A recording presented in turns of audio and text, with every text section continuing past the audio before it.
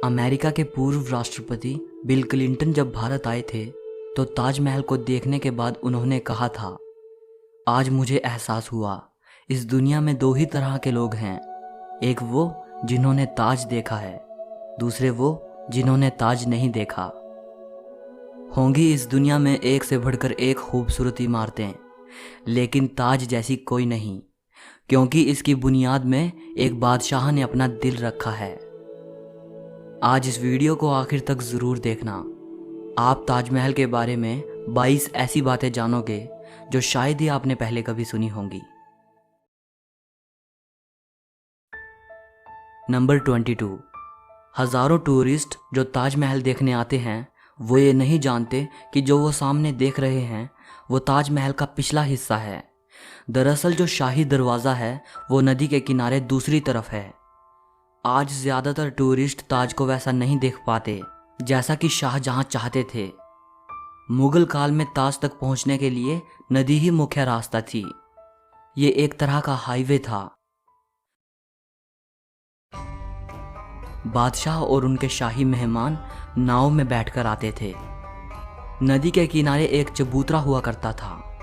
नदी बढ़ती गई और वो बहुत पहले ही नष्ट हो गया।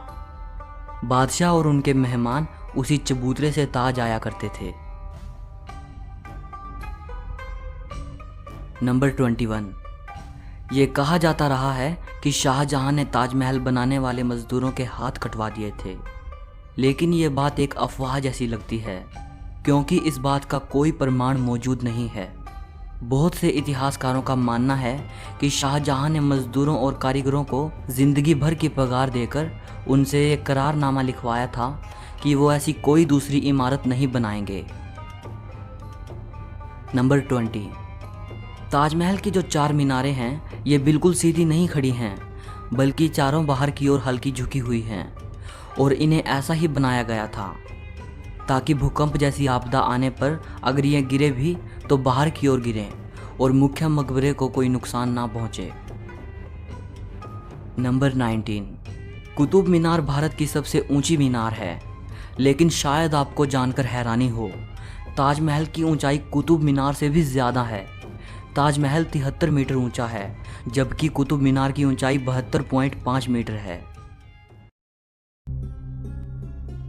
नंबर 18। दुनिया में जितनी भी ऐतिहासिक इमारतें मौजूद हैं उनमें से सबसे सुंदर कैलीग्राफी ताज पर हुई है। जैसे ही आप ताज के बड़े दरवाजे से अंदर जाते हो, दरवाजे पर लिखा ये सुलेख आपका स्वागत करता है। हे आत्मा, तू ईश्वर के पास विश्राम कर, ईश्वर के पास शांति के साथ रहे और उसकी परम शांति तुझ पर बरसे। ये कैलीग्राफी थुलूट लिपि में है। इस कैलीग्राफी को डिज़ाइन करने वाले का नाम अब्दुल हक था, जिसे ईरान से बुलाया गया था। शाहजहां ने उसकी चकाचौंध कर देने वाली कला को देखते हुए उसे अमानत खान नाम दिया, उपाधि के तौर पर। नंबर 17। जिस वक्त शाहजहां बादशाह बने वो मुग़ल सल्तनत का सबसे सुनहरा दौर था, या यूं कहें शाहजहां का ज़माना मुग़ल हुकूमत की बसंत जैसा था। चारों तरफ अमन और खुशहाली थी। प्रजा के लिए बादशाह का हुक्म ही सबसे ऊंचा होता था। शाहजहां की बादशाहत में लड़ाइयाँ नहीं होती थी। वो ज़बरदस्त शान व शौकत ऐशो इशरत का दौर था। बादशाह को बड़ी बड़ी इमारतें बनवाने का शौक़ था। उन्होंने मुग़ल वास्तुकला के साथ भारत के प्राचीन इतिहास को मिला दिया था। नंबर 16। ऐसी भव्य इमारत दुनिया ने पहले कभी नहीं देखी थी। इसके लिए सफ़ेद संगमरमर राजस्थान के मकराना से लाया गया था। जेड और क्रिस्टल चाइना से मंगवाया गया था। लैपिस लाजुली अफ़गानिस्तान से आया था। टर्कोइस तिब्बत से, जैस्पर पंजाब से, सैफायर श्रीलंका से और कार्नेलियन अरब से आया था। कुल मिलाकर ऐसे ही 28 किस्म के बेशकीमती रत्नों को सफ़ेद संगमरमर में जड़ा गया था। इन सब चीज़ों को विदेश से आगरा लाने के लिए 1000 से भी ज़्यादा हाथी इस्तेमाल किए गए थे। नंबर 15। ताजमहल आज से करीब 400 साल पहले 1631 में बनना शुरू हुआ था और ये 22 साल बाद 1653 में पूरा हुआ। इसका निर्माण 20,000 कारीगरों और मजदूरों ने किया था। वास्तुकला का इससे शानदार नमूना दुनिया में दूसरा कोई भी नहीं। ताजमहल के निर्माण के लिए हर चीज़ को हीरे की तरह परख कर चुना गया था। ताजमहल की दीवारों पर जो नक्काशी है, इसकी तकनीक इटली के कारीगरों से सीखी गई थी। उज़्बेकिस्तान के बुखारा से संगमरमर को तराशने वाले कारीगर बुलाए गए थे। ईरान से संगमरमर पर कैलीग्राफी करने वाले कारीगर आए थे और पत्थर को तराशने के लिए बलूचिस्तान के कारीगरों को बुलाया गया था। नंबर 14। 1857 की क्रांति के दौरान अंग्रेज़ों ने ताज को काफ़ी नुकसान पहुंचाया। उन्होंने लैपिस लाज़ुली जैसे कई बेशकीमती रत्नों को ताजमहल की दीवारों से खोदकर निकाल लिया था। नंबर 13। ताजमहल के मुख्य गुंबद का जो कलश है, किसी ज़माने में वो सोने का हुआ करता था। 19वीं सदी की शुरुआत में सोने के कलश को बदलकर कांसे का कलश लगा दिया गया। नंबर 12। दावे के साथ नहीं कहा जा सकता कि ताजमहल को किसने डिज़ाइन किया था, लेकिन यह कहा जाता है कि 37 लोगों की एक टीम ने मिलकर ताजमहल का नक्शा तैयार किया था। ये 37 वास्तुकार दुनिया के दूर दूर के कोनों से बुलाए गए थे। नंबर 11। ताजमहल की नींव बनाते समय ताज के चारों ओर बहुत से कुएं खोदे गए। इन कुओं में ईंट पत्थर के साथ साथ आबनूस और महोगनी की लकड़ियों के लट्ठे डाले गए। ये कुएं ताज की नींव को मजबूत बनाते हैं। आबनूस और महोगनी की लकड़ियों में ये खासियत होती है कि इन्हें जितनी नमी मिलती रहेगी, ये उतनी ही फौलादी और मजबूत रहेंगी। और इन लकड़ियों को नमी ताज के पास बहने वाली यमुना नदी के पानी से मिलती है। यमुना के पानी का स्तर हर साल घट रहा है और लकड़ियों में नमी की कमी आ गई है। यही वजह है कि सन 2010 में ताज में दरारें देखी गई। नंबर 10। 1653 में जब ताज बनकर तैयार हुआ था, उस समय इसके निर्माण की कीमत करोड़ों में आंकी गई थी। उसी हिसाब से अगर आज ताज बनवाया जाए तो इसे बनाने में कम से कम 57 अरब 60 करोड़ रुपए लगेंगे। नंबर 9। 1989 में एक भारतीय लेखक P.N. ओक ने एक किताब लिखी थी जिसका नाम था ताजमहल द ट्रू स्टोरी।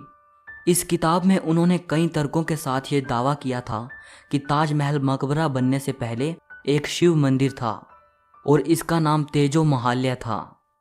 सन 2000 में P.N. ओक ने अपनी बात को सिद्ध करने के लिए ताज की साइट खोदने के लिए सुप्रीम कोर्ट को अर्जी दी थी, जिसे सुप्रीम कोर्ट ने रद्द कर दिया। आर्कियोलॉजिकल सर्वे ऑफ इंडिया के मुताबिक ताजमहल कभी एक शिव मंदिर था, इस बात के कोई सबूत नहीं हैं, बल्कि शाहजहां ने ताज को बनवाया था, इसके प्रमाण ही इतिहास के पन्नों में मिलते हैं। नंबर 8।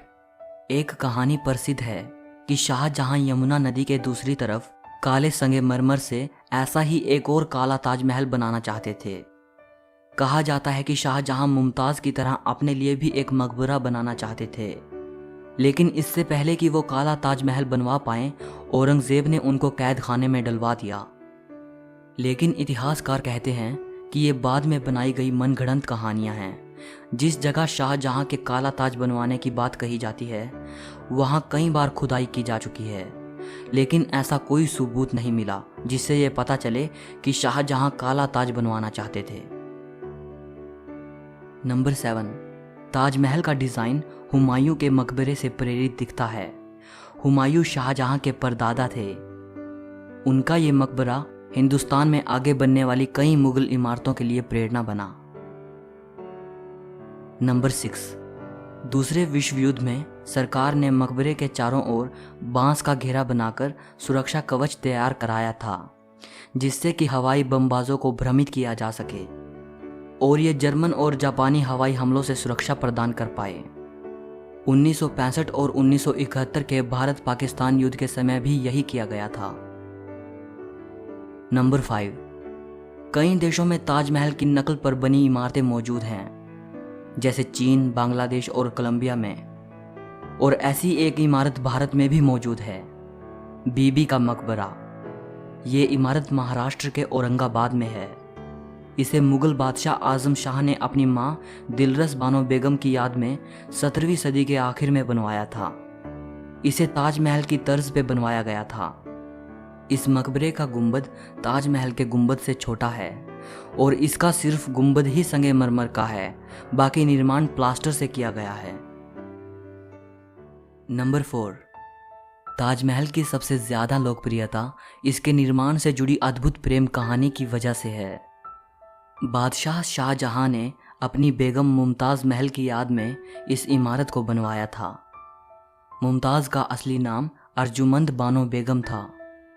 शाहजहां ने उन्हें मुमताज़ महल नाम दिया, यानी महल का सबसे अनमोल रत्न।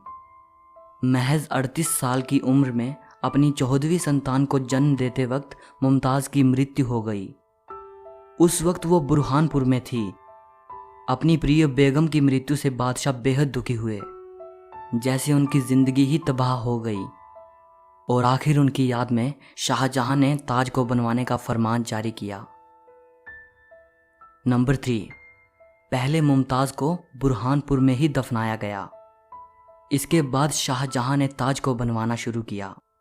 तब बुरहानपुर से मुमताज़ के शव को निकालकर जहां ताजमहल बन रहा था उसके पास एक बगीचे में दफनाया गया।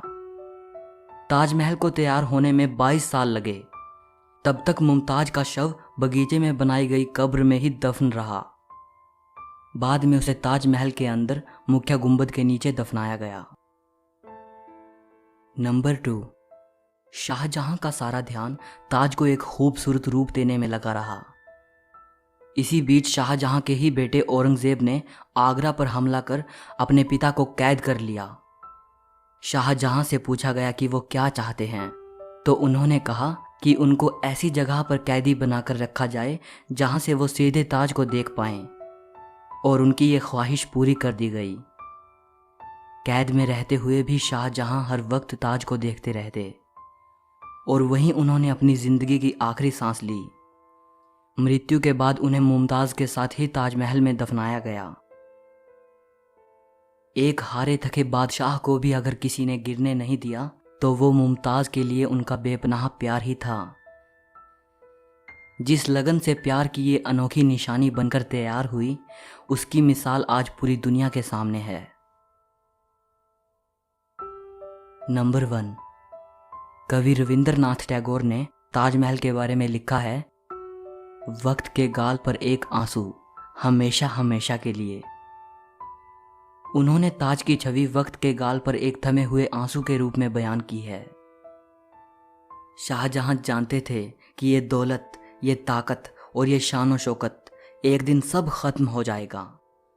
उन्होंने सोचा कि कुछ ऐसी यादगार चीज़ बनाई जाए जो हमेशा रहे, और शाहजहां ने अपनी प्रिय की याद में ताज को बनवाया।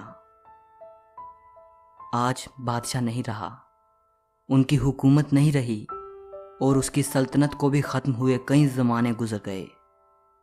बस एक ताज है जिसने बादशाह की सदियों पुरानी प्रेम कहानी को खुद में संजोए रखा है। प्रकृति की गोद में चांद सी जगमगाती ये भव्य इमारत सदियों से दो प्रेमियों के प्यार की अमर कहानी सुनाती आई है और सदियों तक सुनाती रहेगी। सो इस वीडियो के लिए इतना ही। अगर आपको ये वीडियो पसंद आई हो तो लाइक और शेयर ज़रूर करना। ताजमहल के बारे में या इस वीडियो के बारे में आपकी जो भी राय हो कमेंट में बताइएगा।